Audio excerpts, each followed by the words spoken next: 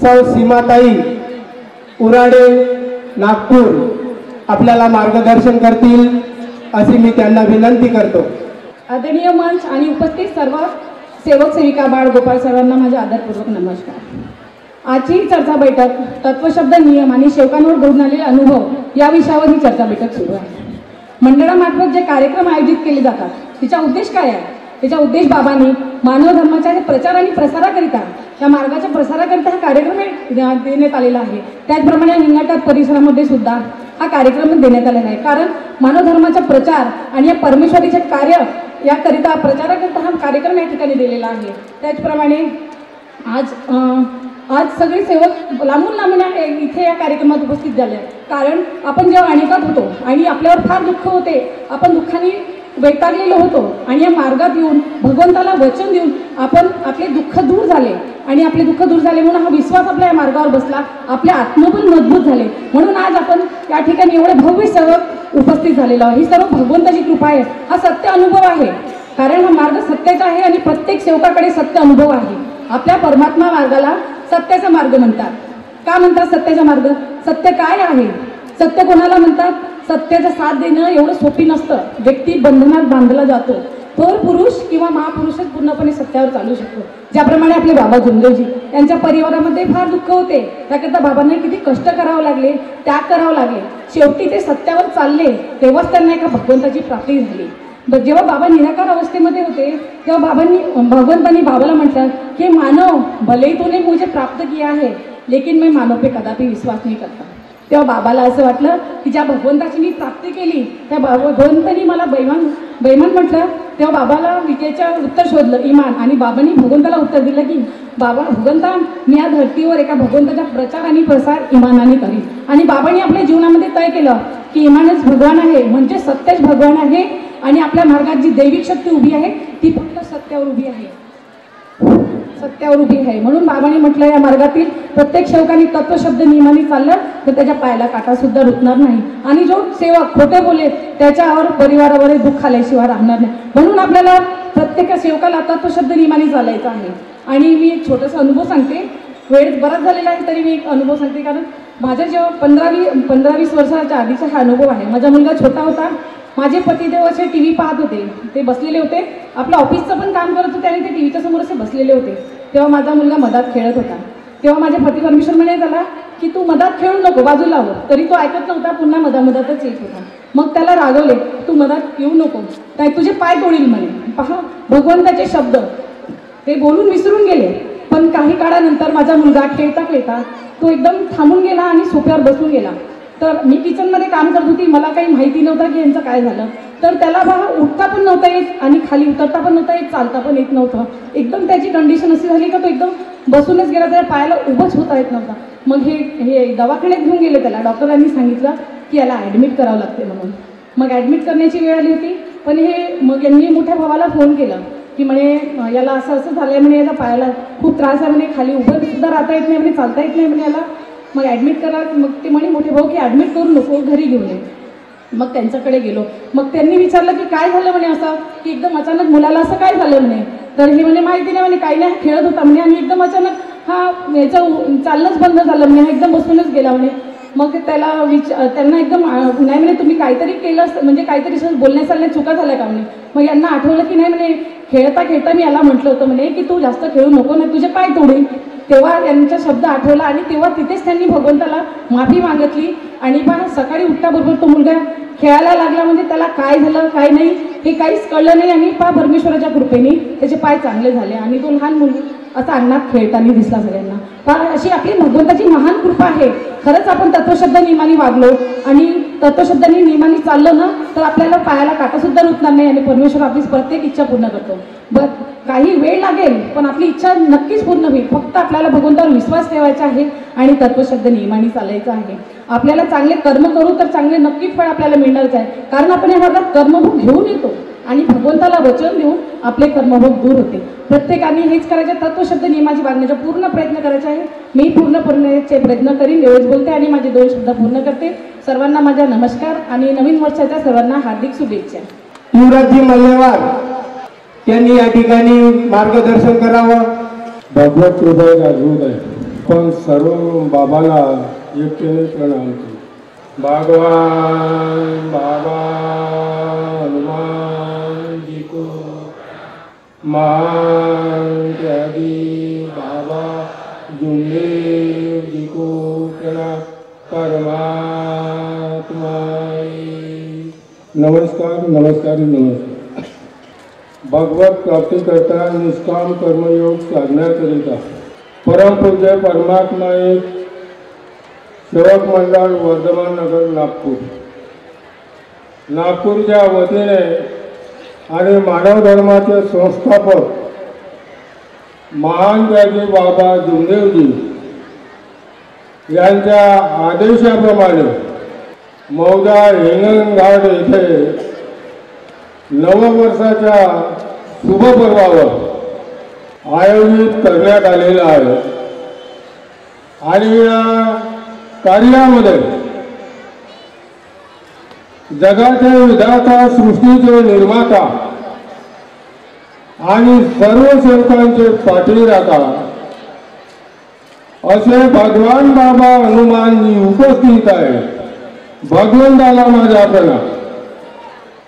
त्याचप्रमाणे मानव धर्माचे संस्थापक आणि आम्हा सर्व सेवकांचे सद्गुरू महान त्यागी बाबा जुमदेवजी उपस्थित आहे. बाबाला माझा प्रणाम. त्याचप्रमाणे सर्व सेवकांचे मातोश्री वाराणसीबाई ठुबरीकर उपस्थित आहे. आईला माझा प्रणाम.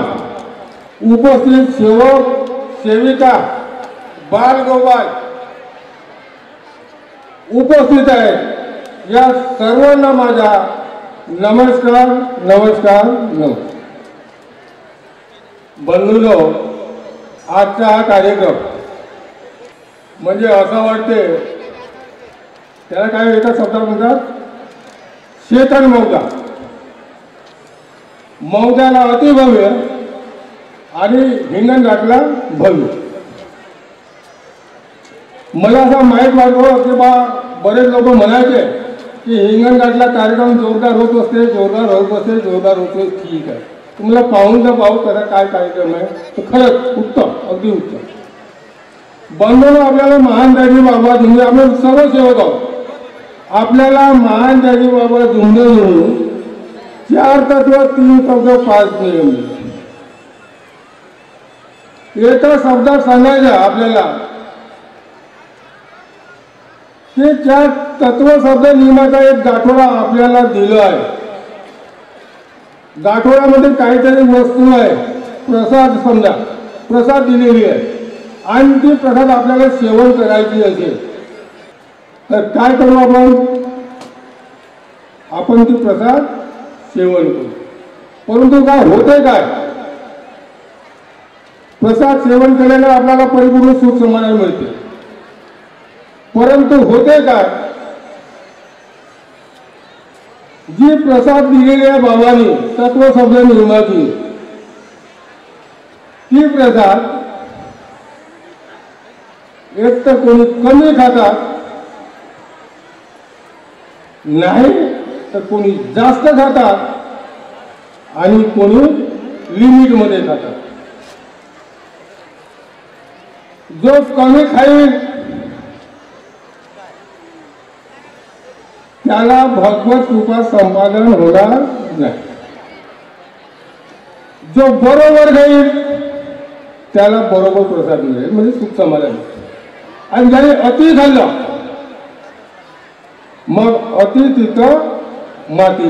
आत्ताच हेराव साहेबांनी कोणी सांगितलं, दारुडे लोक आहेत सन्मानित डवळेवाले साहेबांनी सांगितलं दारू पिणारे लोक भरपूर आहेत, अति तिथं माती. असा माझ्या म्हणजे संपर्क झाला वगैरे वगैरे झाला. परंतु एक जास्त वेळ झाला तर बोलणारे भरपूर लोक आहेत. एक थोडक्यात तुम्हाला उदाहरण दाखवतो. माझ्या गावाजवळ उदाहरण आहे. 2017ची गोष्ट आहे. मी त्यावेळेस नोकरीवर होतो, गोरेगावला नोकरी होतो. आणि माझ्या गावाजवळ जवळपास 4 किलोमीटर इसापूर गाव आहे. तिथला माझे पोलीस पाटील,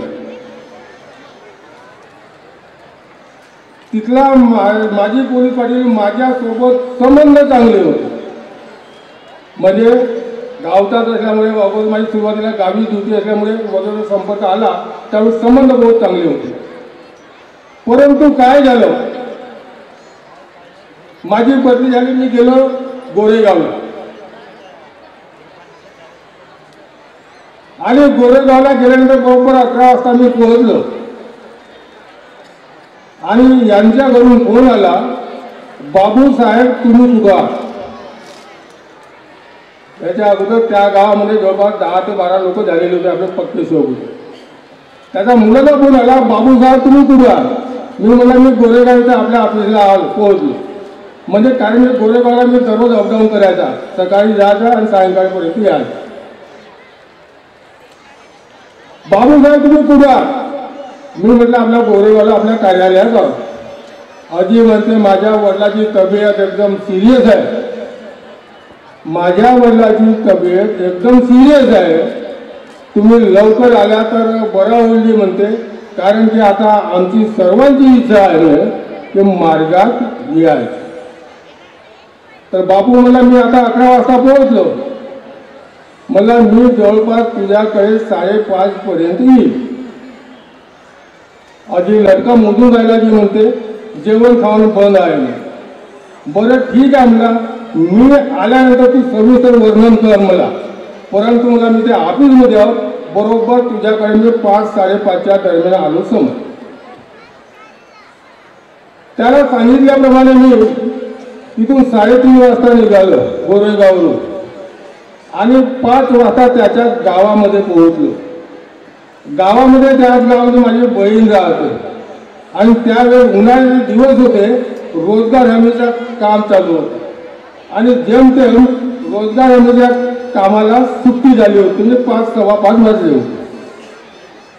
माझी बहीण कामावरून आली आणि सांगायला पाहिजे भाऊ म्हणते जो माझी पोलीस पाटील म्हणजे मुटकुरे आडनाव आहे, प्रल्हाद मुटकुरे त्या व्यक्तीचं नाव आहे.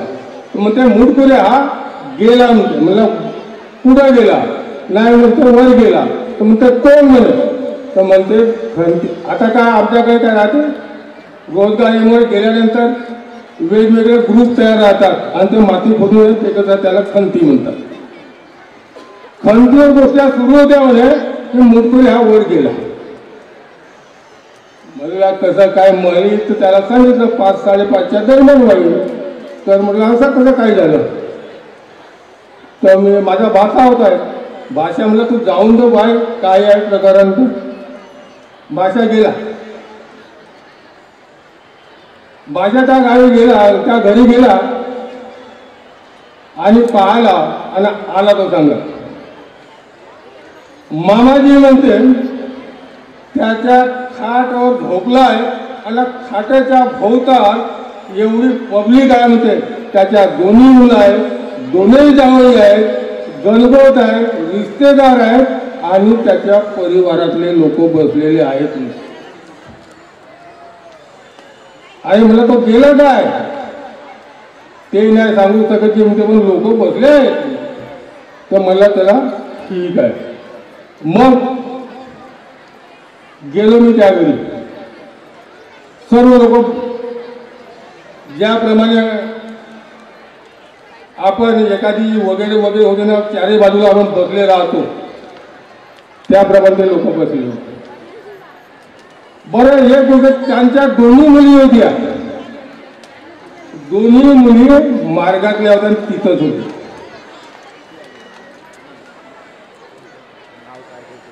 गेल्यानंतर काय झालं, मुलगा म्हणते बाबूसाहेब नमस्कार. मला नमस्कार नमस्कार सगळ्यांना नमस्कार केलं. मला प्रकरण काय झालं ते सांगा. आता प्रकरण काय झालं ते सांगा. अजय म्हणते बाबाची तब्येत एकाएकी बिघडली, पोटामध्ये दुखायला लागलं आणि आम्ही भंडाऱ्याला ॲडमिट केलं. त्याच्याजवळ शेती फक्त अर्धा एकर जमीन आहे आणि अर्धा एकर जमीन असून जमतेम एक मला वाटतं 15-20 दिवसांमध्ये काहीतरी वांग्याचं उत्पन्न देते आणि तो विक्री करते. आम्ही भंडाऱ्याला नेलो नाही, डॉक्टर मेघरेकडे नेला आणि डॉक्टर मेघरे साहेबांनी म्हटलं नाही की या माणसाचे दोन्ही फुफ्फुस गेलेले आहेत, तुम्ही इथून नागपूरला तर का किंवा मुंबईला जरी गेल्या 10-12 लाख खर्च येतील, परंतु म्हणते हा माणूस काही जिवंत राहू शकत नाही, याची सर्व शेवटची स्टेज आहे. प्रश्न पडला मुलाला, एकच मुलगा, प्रश्न पडला मुलाला काय करावं. अजी म्हणते लोक मला काय म्हणतील गावातले, आपल्या एक वडील एकच मुलगा आणि आपल्या वडिलाचा मी इलाज करू शकत नाही, उपचार करू शकत नाही. अजय म्हणे कसा तरी तुम्ही उपयोग करा आणि म्हणजे उपयोग म्हणजे काहीतरी उपचार करा आणि कमीत कमी नाही तरी 2 दिवस माझ्या वडील माझ्या सानिध्यात असावा असा मला. 4 दिवस ठेवलं, फक्त 4 दिवस ठेवलं मेघरेने आणि 5व्या दिवशी त्याची हकालपट्टी केली. मी आहे ते तुम्ही रेफर करतो, मी तुम्हाला कुठं न्या म्हणे, तुम्ही कुठेही गेल्या, एवढं तुम्ही मुंबईला जरी गेल्या 15 ते 20 लाख खर्च केल्या तरी परंतु माणूस तुमच्या हातात लागणार नाही. हा 1 किंवा 2 दिवसाचा साथीदार आहे. त्याने घरी आणलं आपल्या वडिलांना घरी आणलं. आता घरी आणल्यानंतर काय म्हणते लोक, अरे हा मुलाला तुझ्या वडील जिवंत आहे, याचा काहीतरी कर, काहीतरी उपाय कर. तो काय म्हणते, मी काय सांगू म्हणते, मी नेलो 12 ते 15 लाख खर्च सांगितलं पण समाधान नाही मिळालं किंवा त्याला आराम नाही आणि डॉक्टरांना वापस केलं म्हणून मी घरी आणलं. अरे म्हणते तू एकट्याचा एक मुलगा आहे, गाव तुझ्यावर बोंबलेल किंवा नातेवाईक तुला काहीतरी बोलतील, त्याच्या बहिणी त्याला बोलायच्या, त्याच्या बहिणी बोल. अरे म्हणे याला कमीत कमी तू तेवढा आपल्या सुरेचा दवाखाना, त्या दवाखान्यात तरी नेमलं. त्या माणसाने त्यांच्या आग्रहाखातर दवाखान्यात नेलं, परंतु त्या डॉक्टरला ॲडमिट करून नाही घेतलं कारण की त्याला माहीत होता याचे दोन्ही फुफ्फुस कामातून गेले, याची सर्व स्टेज शेवटची. त्यांनी सुद्धा वापस केलं आणि केल्यानंतर दुसऱ्या दिवशी या माणसाला मला तो फोन केलं आणि फोन केल्यानुसार त्याला मी आलो आणि त्याने आपली हकीकत याप्रमाणे सांगितलं. मी म्हटलं तुम्हाला मार्गात यायचं आहे का, क्लिअर सांगूया.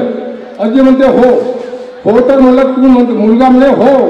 म्हणला पत्नी काय म्हणते, पत्नीला विचारलं, पत्नी म्हणते हो जी म्हणते माझी तयारी आहे.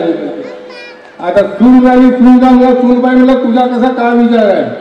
नाही जी म्हणते आता आमचे सासरे बोळा जे आहेत म्हणते, तर आता घरवाला तिथे मला काय करायचं, मी त्याच्या माझी तयार आहे. सर्वांचा होकार करायला लावलं. म्हणला सर्वांची सहमती आहे. त्यांच्या मुली होत्या 2 मार्गातल्या, परंतु ते कुठल्या होत्या, एक नागपूर मंडळ आणि एक कोणता तो मंडळ म्हणजे आमच्या पट्टीमध्ये आहे एक मोहाळी मंडळाचे ते 2. परंतु त्या बायांनी आपल्या वडिलाकरिता बाबा तुम्ही मार्गात या किंवा त्यांना तीर्थ करून द्यायचं हा कधी परमेश्वराकडे सुचवलं नाही आणि ती गोष्ट त्यांच्या मनामध्ये आली. म्हणलं ठीक आहे, सर्वांची एक मुलगा आहे तर म्हणते हो जे होतं. म्हणलं तर ठीक आहे. मग मी म्हणलं मुलाला म्हणलं तू थोडं पाणी आण एका वाटीमध्ये पाणी आल्यानंतर खरंच मी तिला 21 सुपाची तीर्थ करून दिलं. बरं तो व्यक्ती ना हालिंगा दिली म्हणजे अखेरचा श्वास घेत होता, हा लक्षात ठेवायचा. अखेरचा श्वास ना हालिंगा दिली, नमस्कार नाही चमत्कार नाही काही, 21 सुपाची तीर्थ करून दिलं. आणि सायंकाळी 5:30 पाऊण 6च्या सुमारास त्या व्यक्तीला तीर्थ जबरदस्त चमच्याद्वारे, एक चहाचा चमच आहे छोटा चमच, त्या चमच्याद्वारे तीर्थ पाजलं. तीर्थ पोटात गेली. परमेश्वरानं ऐकलं आणि अवघ्या 4 मिनिटामध्ये तो काय म्हणायला बघा, मला बाबूसाहेब नमस्कार. काय मला बाबूसाहेब नमस्कार. ही परमेश्वराची कृपा आहे. म्हणून म्हणतो का ह्या मार्गातली ही आपली जागृत कृपा भगवंताने दिलेली. आणि तो खरंच तो 15 दिवसापासून उपाशी होता माणूस. त्या माणसाने तीर्थ घेतल्यानंतर जवळपास कमी जास्त 10 ते 15 मिनिटांमध्ये उपवास म्हणजे 15 दिवसापासून जेवण नव्हता. त्या माणसाने आपल्या सुनेला म्हटलं की बाई थोडासा भात आणि भाजी असेल ते मला दे. त्या दिवशी मला आठवतं मी होतो तिथं. त्या बाईला सुन बाईला डुलेझरी लावायला तुलेला. त्या डुलेझरीला पोळ्याची भाजी होती आणि विसर्जन केलं त्याने. आणि मी म्हटलं उद्या सकाळी तुम्ही आता माझ्या घराकडे या. मी आपल्या घरी गेलो. हा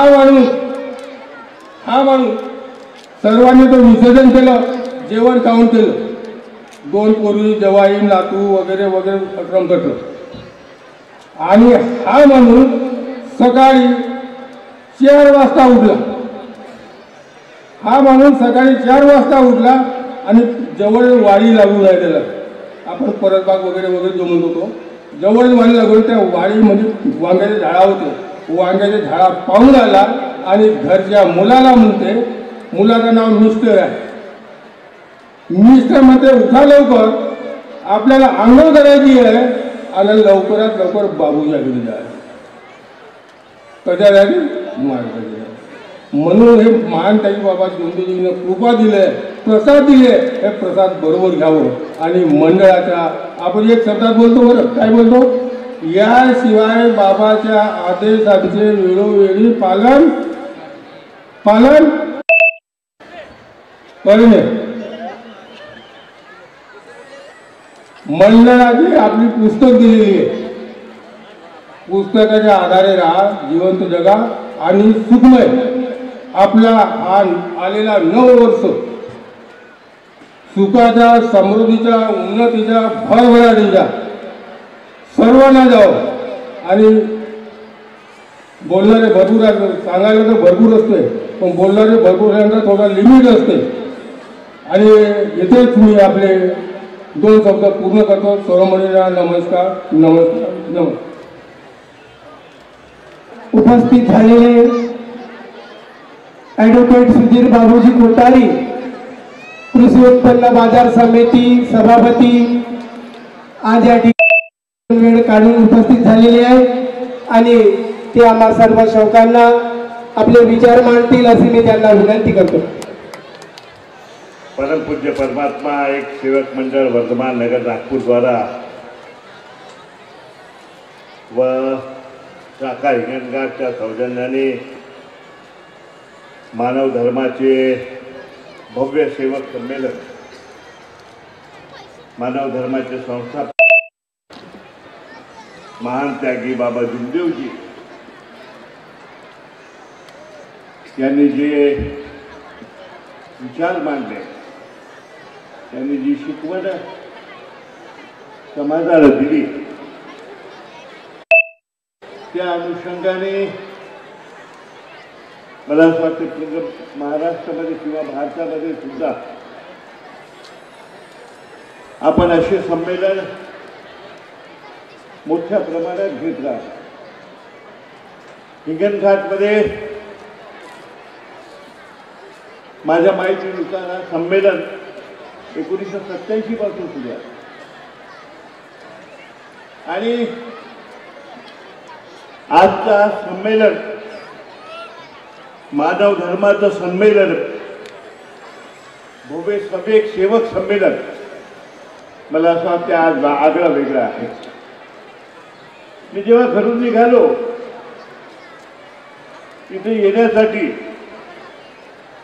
तर मला अर्धा तास लागला इथे येण्यासाठी. यावेळी इतकी गर्दी आहे सेवक सेविकांची या संमेलनमध्ये. मी दरवर्षी संमेलनमध्ये येतो, सेवक संमेलनामध्ये येतो. मानव धर्माच्या संमेलनामध्ये येतो, पण या वर्षीची जी गर्दी आहे, या वर्षीची जी लोकांची उपस्थिती आहे, ही मला असं वाटतं प्रेक्षणीय आहे. आणि याचं कारणच असं की महान त्यागी बाबा जुमदेवजींनी ते शिकवण आपल्याला दिली आहे. आज समाज व्यसनाकडे वळत आहे. व्यसन वेगवेगळ्या पद्धतीचे, ते दारू असो, गांजा असो, की आणखीन वेगवेगळ्या पद्धतीचे व्यसन असो, महान त्यागी बाबा जुमदेवजीने आपल्याला शिकवण दिली की ही व्यसनमुक्ती असली पाहिजे. आपण बरेचदा पाहतो की बरेचसे परिवार, आमच्या इथे एक मापारी आहे, इथे बसूनच आहे, बरेचसे परिवार या व्यसनामुळे उद्ध्वस्त होतात. पण बाबा जुमदेवजीच्या शिकवणीप्रमाणे त्यांनी जो समाज कल्याणासाठी जो उपदेश दिला की आपण व्यसनमुक्ती केली पाहिजे, मला असं वाटते आजच्या या युगामध्ये हे अत्यंत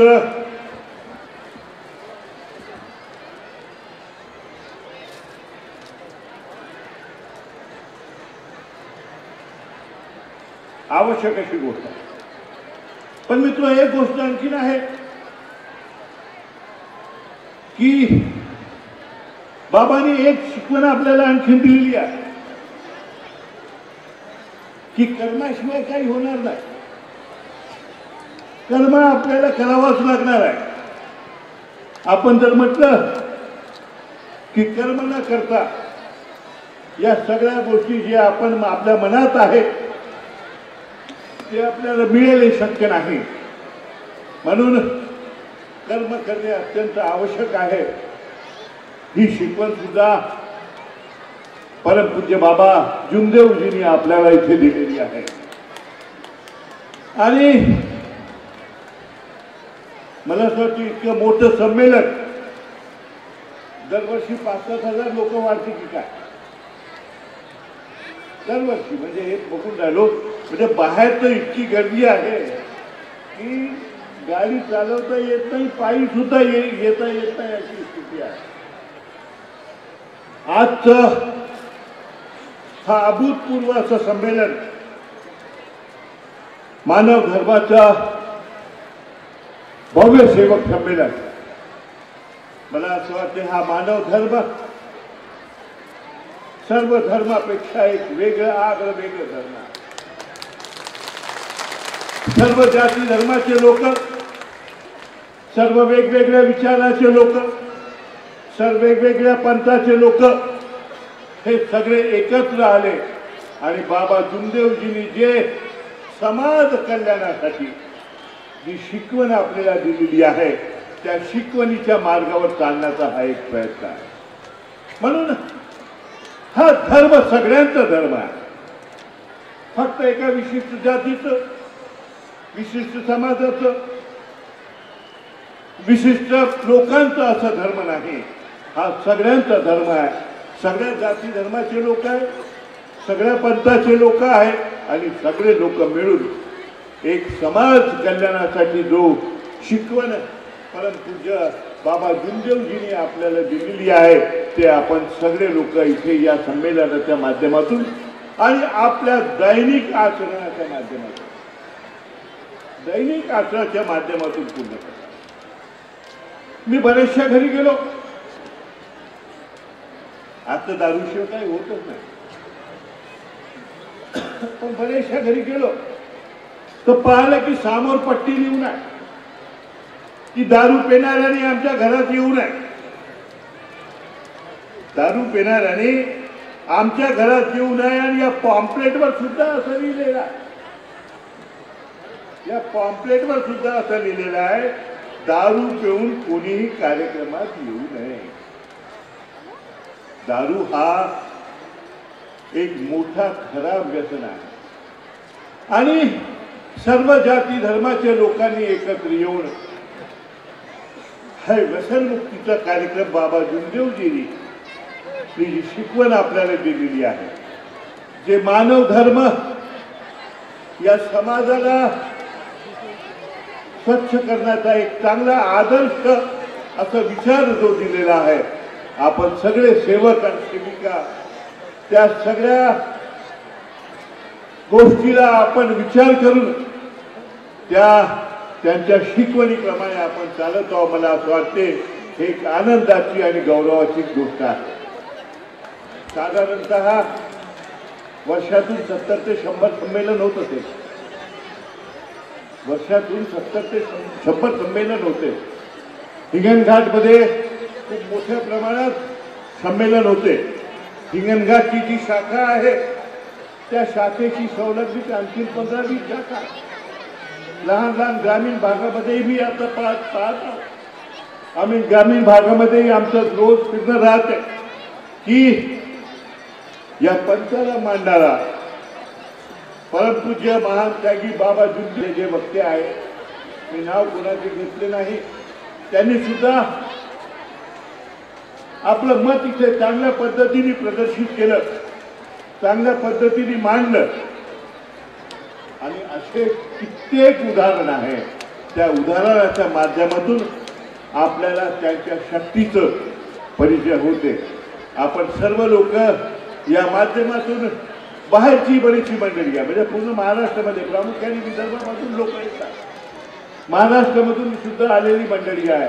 आपण सर्व लोक हिंगणघाटला आला या मानव धर्माच्या भव्य सेवक संमेलनासाठी मी आपला इथे स्वागत करतो.